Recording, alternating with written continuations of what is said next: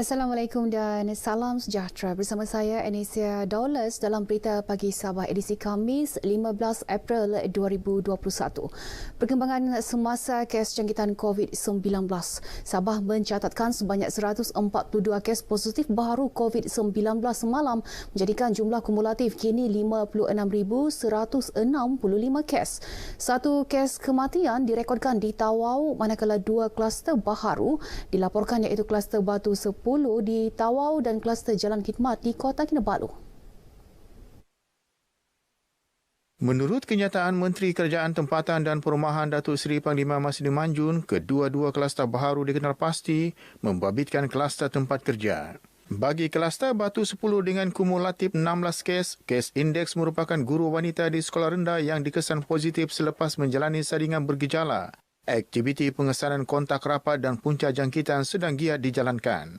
Manakala kluster Jalan Hikmat mencatat kumulatif 24 kes indeks merupakan dua pelajar lelaki tingkatan 2 di salah sebuah sekolah menengah agama. Kedua-duanya dikesan positif COVID-19 melalui saringan bergejala pada 12 April. Susulan kes itu, pasukan kawalan telah menjalankan aktiviti persampelan ke atas semua kontak di sekolah terbabit. Daripada 796 sampel yang diambil, 22 kes disahkan positif, 228 sampel negatif, manakala 544 sampel lagi masih menunggu keputusan ujian. Datuk Masidi juga memaklumkan jumlah kumulatif sebanyak 49,444 orang menerima suntikan vaksin dos pertama dan 41,787 orang menerima suntikan bagi dos kedua.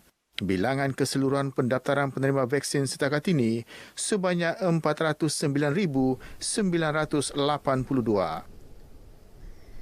Kerajaan negeri memperuntukkan sebanyak RM7 juta bagi menaik taraf Jalan Suak Batu, Kampung Ganang Kepayan sejauh 800 meter daripada 2 lorong 2 hala kepada Jalan 4 lorong 2 hala.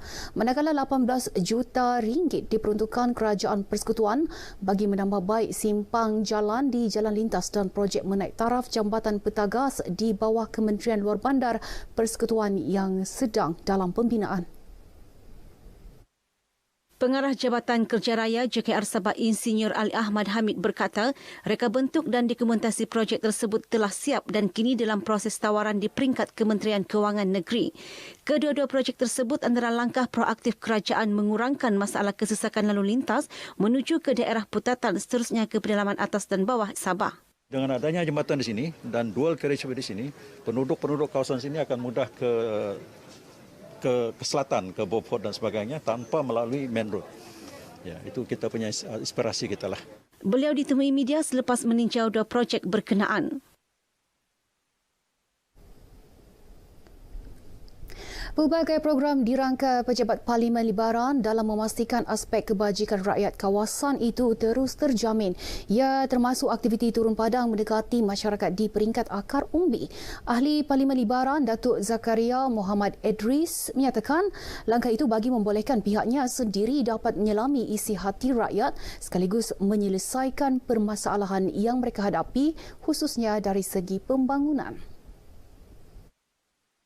Menurut Datuk Zakaria, pelbagai projek pembangunan telah dilaksanakan di kawasan Libaran untuk memastikan rakyat di kawasan itu tidak ketinggalan menikmati arus pembangunan negara. Ia termasuk pembangunan aspek pendidikan, sosial dan ekonomi. Beliau berucap demikian dalam Majlis Ramah Mesra Parlimen Libaran bersama anggota Sandakan FM di Sandakan. Dalam majlis ini, Datuk Zakaria berkata Sandakan FM antara stesen radio RTM yang diakui memainkan peranan sebagai ejen penyampai maklumat serta dasar-dasar kerajaan kepada rakyat. Selain itu, Sandakan FM turut menyajikan pelbagai rancangan menarik menjadikannya antara radio pilihan bagi komuniti di daerah itu. Agensi Anti Dadah Kebangsaan AADK Sabah merekodkan kira-kira 3,074 orang kena pengawasan OKP yang didaftarkan di Sabah setakat ini. Pengarahnya Abdul Hamidi Ibrahim berkata agensi itu mewujudkan pelbagai program secara dalam talian untuk OKP berkenaan yang lazimnya diletakkan dalam program pengawasan selama 2 tahun. Dalam tempoh 2 tahun, OKP yang tidak ada masalah dan tidak lagi mengambil dadah dikira bebas daripada dadah. Sebaliknya, bagi OKP yang menunjukkan kes berulang, AADK akan mengambil tindakan sewajarnya terhadap mereka. Dan buat masa ini, kita punya target kita adalah sekitar 65%. Maknanya kita punya KPI untuk menentukan mereka ini pulih adalah sekitar 65% lah. Itu kadar yang kita tetapkan kepada mereka dalam tempoh 2 tahun pengawasan bersama dengan kita. Abdul Hamidi ditemui RTM sempena program ziarah prihatin Pulau Mantanani, Kota Belud. Dalam perkembangan sama, beliau memaklumkan AADK menerima 10 hingga 20 aduan dalam tempoh sebulan mengenai penyalahgunaan dadah. Sehubungan itu, beliau mengajak masyarakat supaya bekerjasama dengan AADK menerusi penyaluran maklumat sekiranya berlakunya kes penagihan dadah di kawasan masing-masing. Polis Sandakan terus menyantuni anggotanya yang ditugaskan memantau pematuhan prosedur operasi standard SOP Perintah Kawalan Pergerakan Pemulihan PKPP serta di pos kawalan di kawasan dikenakan Perintah Kawalan Pergerakan diperketatkan PKPD di daerah itu. Terkini, Ketua Polis Daerah Sandakan SCP Muhammad Azhar Hamin meluangkan masa berbuka puasa dengan anggotanya yang terlibat tugasan di pos kawalan PKPD Institut Latihan Perindustrian ILP Sandakan. Ketika ditemui RTM, SCP Muhammad Azhar berkata ia sebagai menghargai komitmen dan pengorbanan anggota yang sentiasa bersemangat tinggi menjalankan tugas yang diamanahkan meskipun dalam bulan Ramadan. Ada 3 tempat setakat ini yang telah dikenakan Perintah Kawalan Pergerakan diperketat, iaitu salah satunya di ILP, Taman Permata dan Taman Labu Jaya.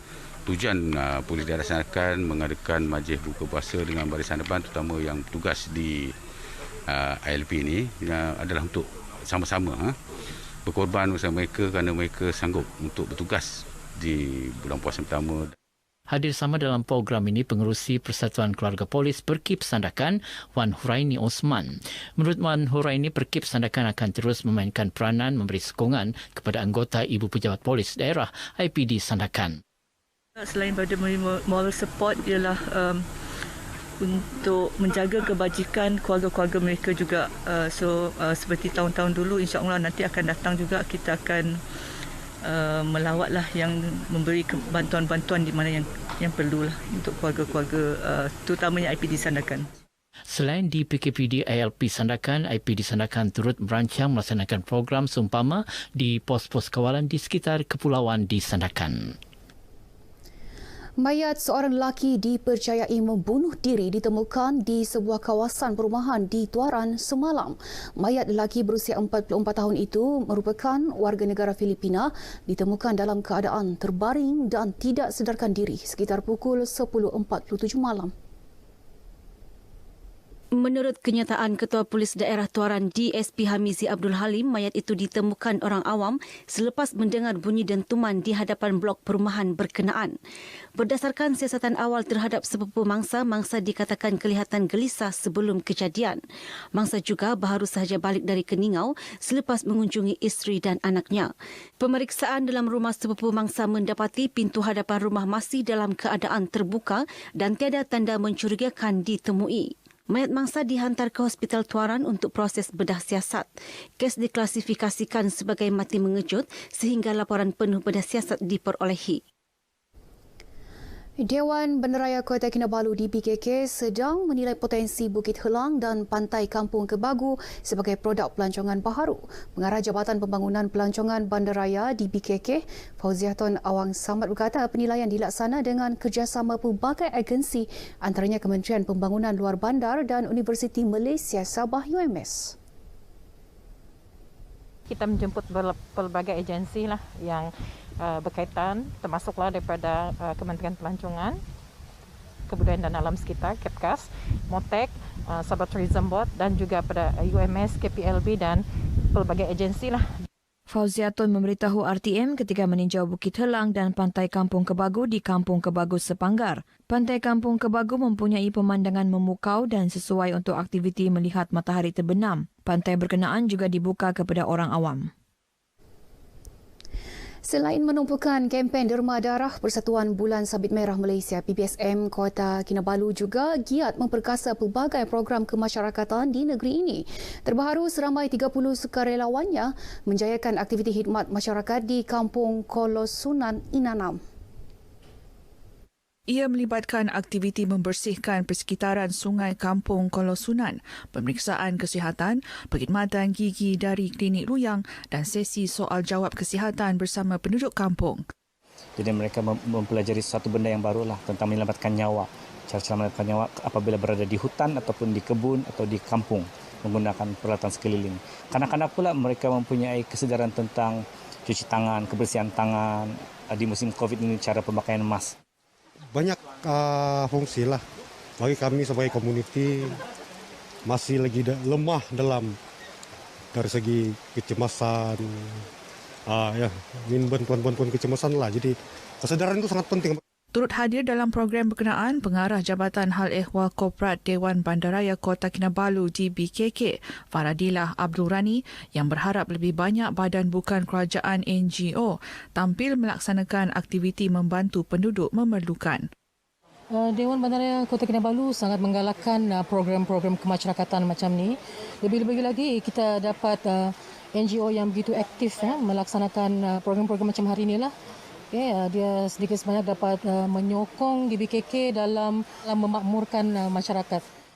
Program tersebut dilihat sebagai landasan terbaik bagi menyampaikan perkhidmatan ke sukarelawan PBSM kepada golongan sasar dan menyemarakkan aktiviti kemasyarakatan di negeri ini.